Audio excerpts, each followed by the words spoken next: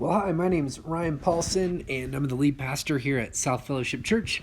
And we're back in our study of the book of Revelation. And today we're looking at the second letter in Revelation chapter 2, verses 8 through 11.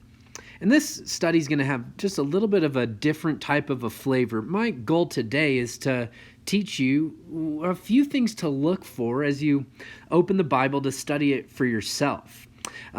The book of Revelation, as you may be aware, is a challenging book to study because it's apocalyptic literature.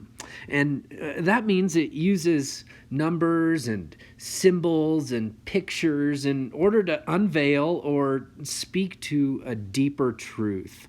And in these chapters 2 and 3, Jesus is writing through the Apostle John to 7 specific churches that are in the region of Asia Minor or in modern-day Turkey. And here's how this letter starts out.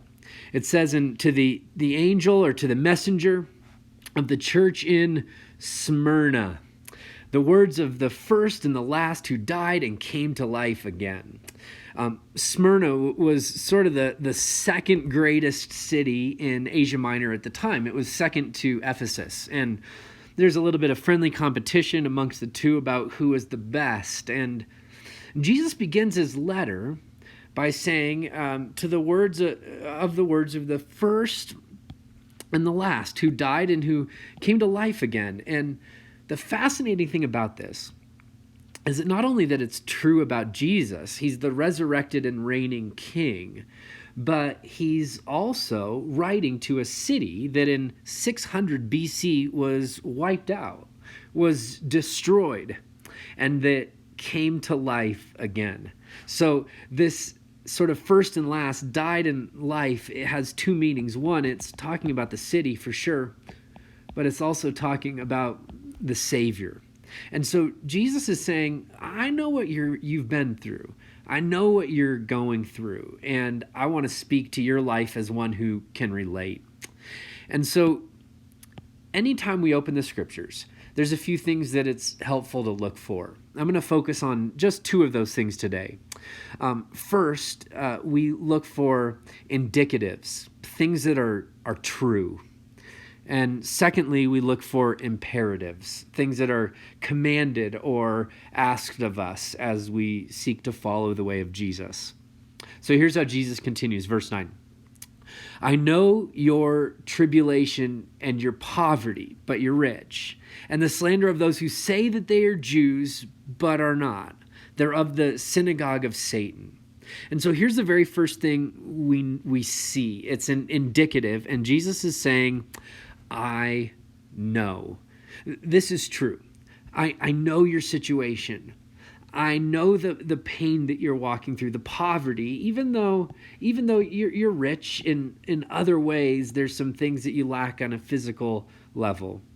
And he says, and I know the slander of those who say that they're Jews but are not. They're of the synagogue of Satan. And it's an interesting dynamic that you had going on in Smyrna and Asia Minor. The Jewish people, because of their history, had worked out a deal with the Roman Empire, where they were not required to bow the knee and worship the imperial cult. And for a long time, Christians were viewed as being sort of under that same exemption. And so what happened was the Christians influence started to grow. And the Jewish people, some of the Jewish people who ruled in the synagogues, they kicked them out. They said, these people aren't part of our group.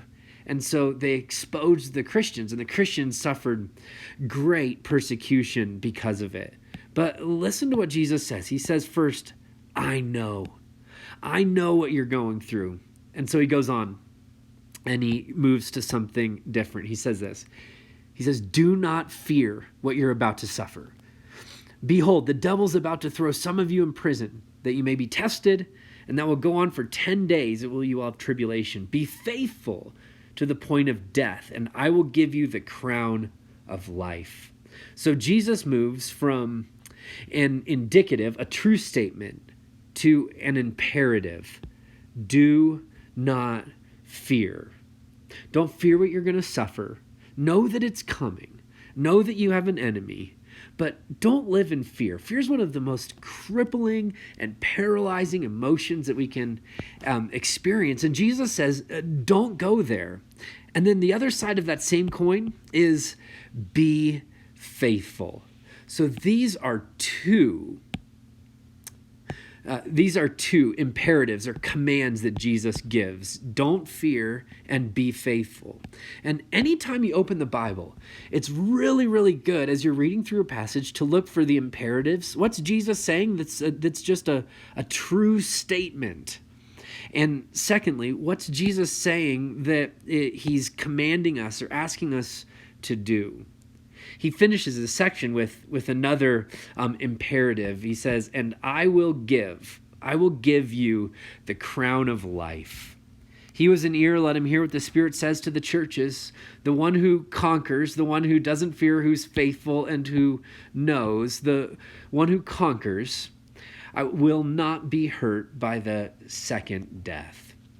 This crown of life that Jesus talks about here is really interesting, because if you were to look at Smyrna, there was this hill that was in back of the city, and on top of the hill there was a fortress.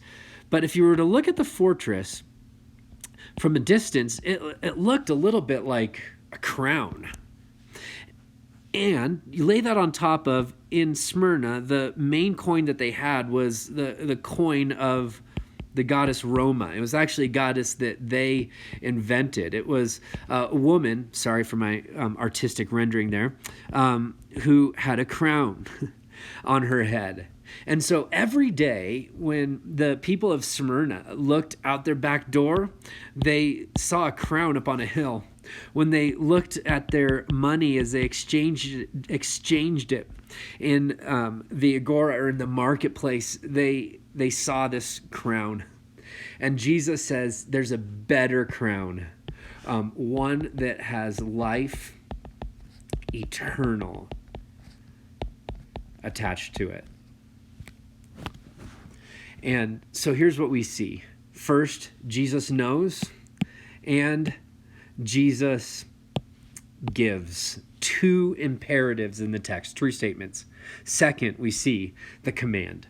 In the midst of persecution, in the midst of pain, in the midst of sorrow, which is what this word here, suffering, means, in the midst of all of that, trust that Jesus has a crown of life that waits for those who overcome and are conquerors. I hope that's helpful. Imperatives and indicatives. It's a great lens to begin any study of the Scriptures. Hope that encourages your soul today. Jesus is the first and the last, the one who died and came to life again, and he promises that all of those who follow him will experience the same thing. God bless you.